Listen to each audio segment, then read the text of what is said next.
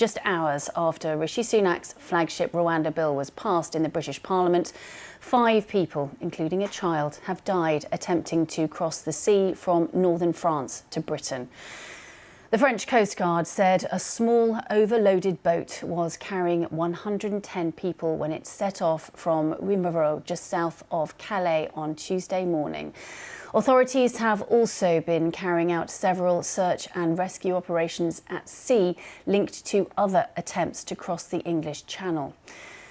Within just a few hours of the bill going through, the BBC witnessed migrants on another beach in Calais trying to get onto boats to cross the English Channel. These are some of those pictures from one attempt that happened just after dawn. Now, the UK Border Force has brought around 70 migrants to shore, and a Dover lifeboat has been launched to reports of another migrant boat in the Channel. Well, our correspondent Andrew Harding was on the beach where a boat ran aground and left 5 people, including a child, dead. We'll speak to him in a moment, but first, let's take a look at what he witnessed as that ill-fated crossing began.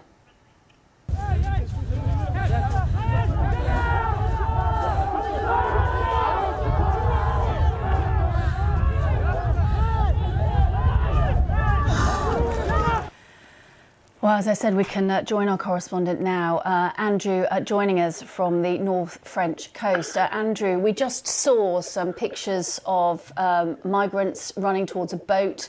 There looked to be some sort of firecrackers going on at the same time. Can you just explain what was happening at that time in the morning? So this was before dawn. We'd been waiting on the beach for many hours overnight, anticipating that there might be migrants trying to get to sea in that area on that beach. And suddenly we heard a noise, and it was the police shouting that they'd spotted some migrants. And we ran with the police and saw about 100, perhaps more than 100 migrants running across the beach. It was damp, the tide had just gone out. They had several hundred meters to run towards the sea. They were dragging an inflatable. And as the police got closer, essentially a fight began as the smugglers and the migrants started bringing out sticks and rods and essentially forming a protective curtain around the migrants to allow them to continue advancing towards the sea to take their boat into the water. They were throwing firecrackers as well, so there was explosions, there was smoke. The police seemed unable to do anything. They said later that they didn't want to interfere. They saw children there, that it was too dangerous, that the migrants were already in the water. What happened then was that they got into a boat, and we saw it drift slowly, just a few yards off the shore. Some people failed to get onto the boat, failed to clamber into it, and came back to shore and walked away. But we could very quickly tell that there was trouble going on in the boat itself. There were just far too many people trying to squeeze inside this little inflatable dinghy. And you could see people standing in the middle, and what we've since learned is that we were watching people almost certainly being crushed underfoot, perhaps suffocated, trampled to death. We've heard reports that some people may have drowned. That's not clear. We saw some life jackets in the water. We heard some cries.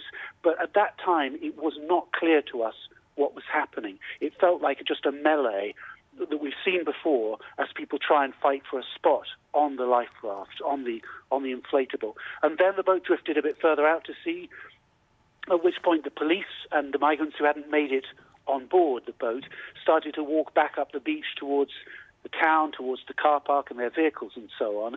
We could see some small rescue boats from a much bigger French rescue ship starting to approach the boat. But at that point, we still had no sense that anyone was injured. We assumed that they were simply trying to offer help and perhaps to push the boat back to shore if it was required, because the boat was not under power. It was stalled, it was just drifting. And Andrew, it just gives us a sense of the chaos, the desperation of people trying to make this crossing and the danger. And at what point did you realise that there might actually have been fatalities? It was only much later when we heard it through the French authorities that there had been deaths, and then by a process of kind of elimination, we worked out that it was indeed the boat that we'd been looking at and filming that was the one where the people died. And we understand that those bodies will have been taken onto the rescue ship, so we've not seen any of that at this stage. And you mentioned the danger. Yes, the danger for the migrants. The death toll is rising sharply this year, and also danger for the police. The authorities tell us that just over a week ago, 10 of their officers were injured in a similar incident to this, which I suspect explains why the police did not try and intervene more aggressively in what we saw. Yeah, we were watching pictures earlier of our colleague Tom Simons, who was at a beach a little further up, and the police were definitely keeping their distance from the boats. As you say there, you get a real clear sense from both your pictures and I think his pictures as well of the difficulty for the authorities stopping people getting onto these boats. And the police are saying to us, look, we've got more men, we've got more equipment, we've got drones, we've got overflights with thermal imaging camera planes overhead, but we still don't have enough. A lot of that is being supplied by Britain with a £500 million 3-year grant that the British government has been using to support the French police. But the police here are saying it's still not enough. The numbers of people coming to the coast are rising sharply.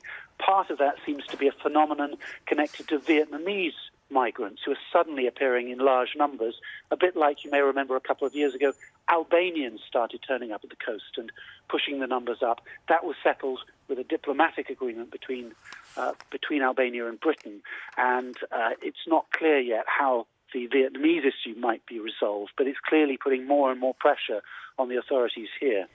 Andrew, I should say we're looking at pictures at the moment from Dover. There is an RLI Coast Guard boat which is just docked there. There are people being offloaded there, which we understand are people who've been rescued by the RNLI. So just really gives us a sense that both on the French side and on the British side of the Channel, there is a huge operation ongoing at the moment.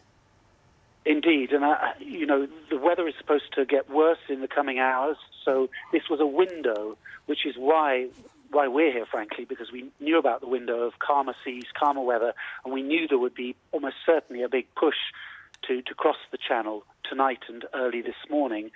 But of course, summer is coming. The weather is likely to improve, and we're simply likely to see more of these instances, and as the police here warn, many more deaths because of the numbers, the pressure, and critics say because of the increased militarization of the coastline, which is pushing migrants to take ever greater risks in their absolute determination to get to the UK, come what may. Andrew Harding, our correspondent reporting there from the North French coast. Thank you for the moment.